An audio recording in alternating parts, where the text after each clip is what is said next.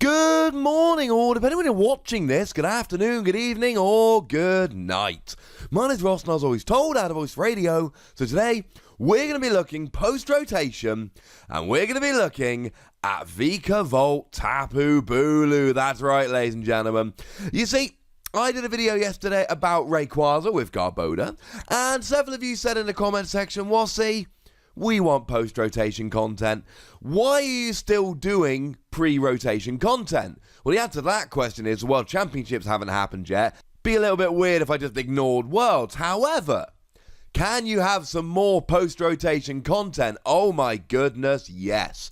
So today, let's ask the question, will Tapu Bulu VABLE be good post-rotation? Because at first glance, it doesn't seem to lose very much. You've still got VABLE, you've still got Tapu Bulu. All of the core cards are staying around. But there are actually quite a few losses that this deck is taking going into the rotation, more than you might think at first glance. Now, I'm fully aware that most of you know how this deck works, but if you are a bit newer to the game, it's very simple. VABLE uses Strong Charge to accelerate a Grass and a Lightning energy from your deck to one of your Pokémon, Tapu Bulu, during your turn, and then Tapu Bulu hits 180 damage with Nature's Judgment, free energy discarding them all, or 150 with Tapu Wilderness, healing as it is a GX attack. Nice and simple. Grass, colourless is brilliant because it means you use Strong Charge plus a Grass energy attachment for your turn and you're off and rolling. So what is it losing?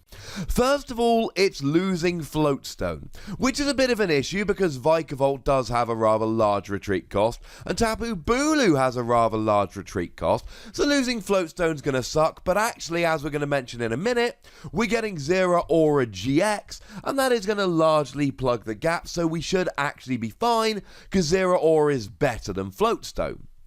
We are losing Mew. Now, Mew is our resident Buzzwole counter, which is a little bit of a pain, but with Shrine of Punishments, more on that in a moment, we should be able to cope with that quite nicely. Not to mention that we've also got the Attack Deoxys coming.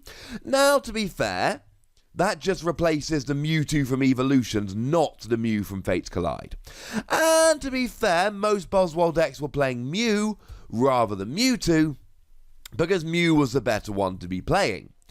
But I don't necessarily think you need one of these counters going into the new format like you needed one of the counters pre-rotation. I could be wrong about that, but I feel like we're losing Mew and it doesn't really matter because we don't really need Mew anymore.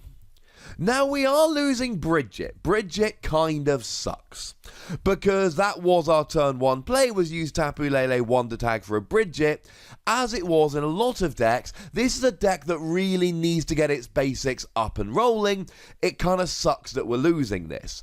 But we're still going to have Nest Ball, and we're soon going to get Net Ball, which lets us search for a basic grass Pokemon or a basic grass energy. So we can fill the gap here. Now the balls take up more room than one copy of Bridget, but it certainly is an option here if we want to get set up nice and quickly. All you really need turn 1 is a Grubbin and a Tapu Bulu. Of course, if you only have one Grubbin, you do run the risk of your opponent KOing it with a Guzma and you being right back where you started.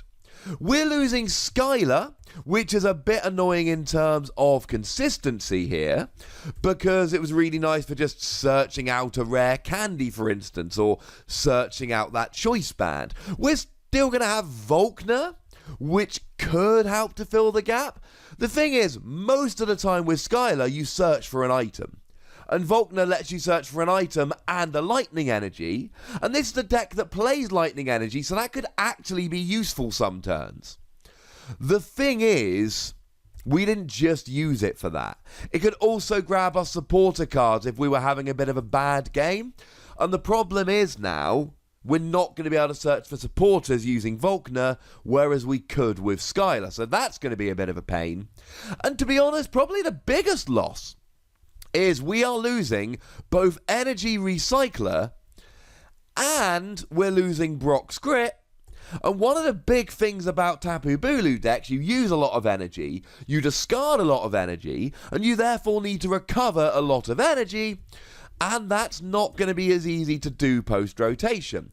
Now, Celestial Storm did give us Energy Recycle System, but that only gets back 3 basic energy, whereas Energy Recycler got back 5 and Brock's Grit potentially got back 6.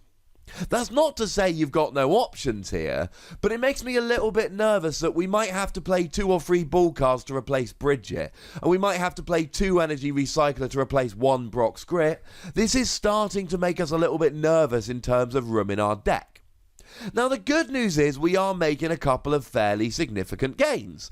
We are gaining Netball. This won't actually be till our November set, but even so, we'll be getting that in our November set. Could help with a bit of consistency. And I do like that we've got Netball to search Grass Energy and Volkner to search Lightning Energy. We're going to be gaining Zera Aura. Now, Zera Aura, it's got a GX attack that lets you accelerate basic energy from the discard, very much like Turtonator, but with any basic energy, not just fire. And that's really good because you're playing 2 different kinds of energy. It's got an ability which gives you free retreat if you've got lightning energy attached, just like Manaphy did, but that was water energy, this is lightning, and I think this replaces Floatstone beautifully. Now, sure, against a Buzzwole deck, they might be able to bring it into the active and KO it for 2 prizes, but you don't have to play it unless you start with it. But you've got Vikavolt, which searches out your lightning energy every turn.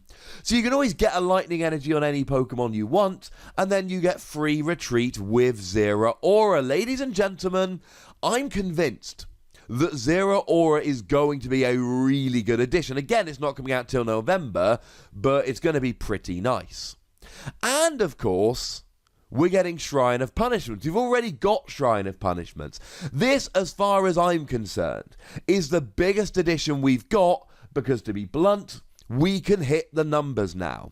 You see, for a long time, Tapu Bulu has been way too reliant on having a choice band to hit the numbers because you really cap out at 180 damage.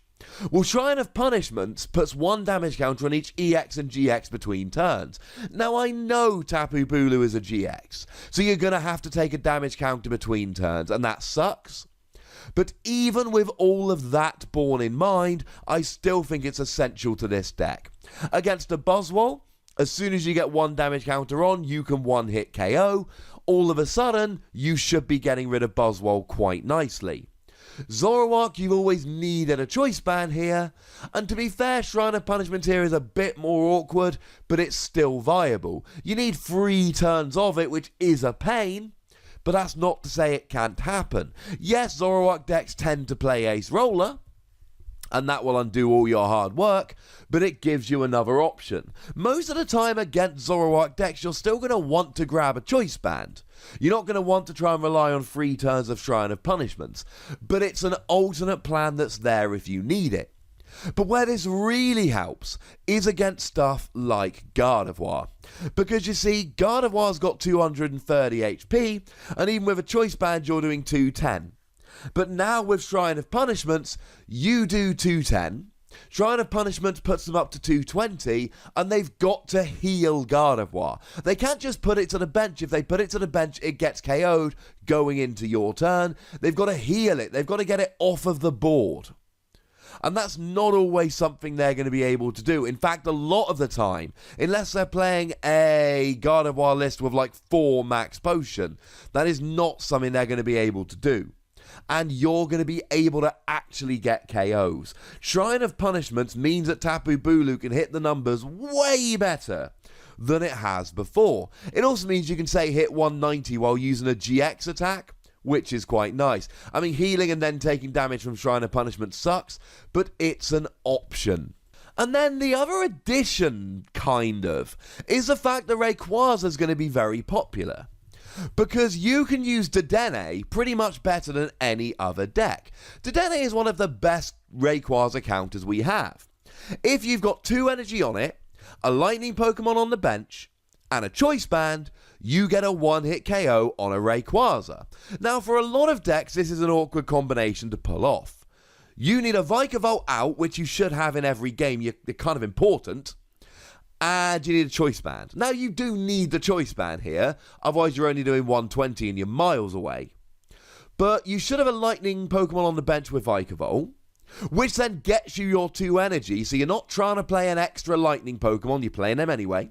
You're not digging for double colourless energy, Vikavolt got your back, and all of a sudden you could play 1 or 2 Dedenne with 1 or 2 Rescue Stretcher, and you could basically just be playing Vikavolt Dedenne. And Vikavolt Dedenne will beat Rayquaza. That's kind of cool as far as I'm concerned. Now, you will still need to find a choice band every turn that could be awkward, but I think you're setting up quite nicely here. Shrine of Punishments makes you better against Boswell. Yeah, you've lost Mew, but Shrine of Punishment should work nicely. Not to mention they need Beast Ring, so if you can get the turn 2 Vikavolt, you should be faster, though that is always a question. Dedenne helps you massively against Rayquaza, and decks like Gardevoir, which used to give you a lot of problems with the numbers, Shrine of Punishments helps you out.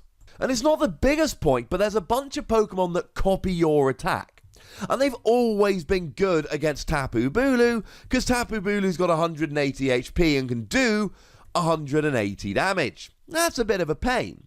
But Clefairy from Evolutions, Sudowoodo from Breakpoint, and Zoroark Break are all rotating out, and they are all Pokemon that could take advantage of your own attack. Now, to be fair, the only one that really saw a lot of play in recent months was Zoroark Break. But I tell you what, ladies and gentlemen, this is a very, very good thing, because these cards would smash Tapu Bulu.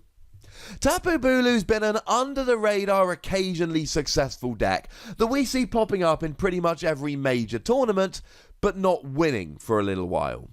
But I'll tell you something for nothing, post-rotation, it's losing a few cards here and there that every deck is losing, it's gaining some new tricks, and some of the most annoying cards against it are going away.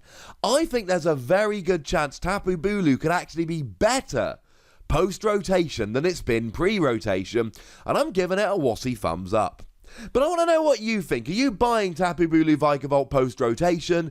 Do you think I'm just being a little bit overly enthusiastic? Because Tapu Bulu is my favourite of the Alolan Guardians. Go nuts, but remember the rule. Be nice. Make sure you like this video, subscribe to this channel, follow me on Twitter at TheWassy, and Twitch for some live action at twitch.tv/PTCGRadio. If you want to support the channel, get some bonus podcasts and all of that, head on over to patreon.com/PTCGRadio, where you can do exactly that. But by far the most important thing, as always, look after yourselves until next time. Thank you very much for watching. My name's Ross, and you've been watching PTCG Radio.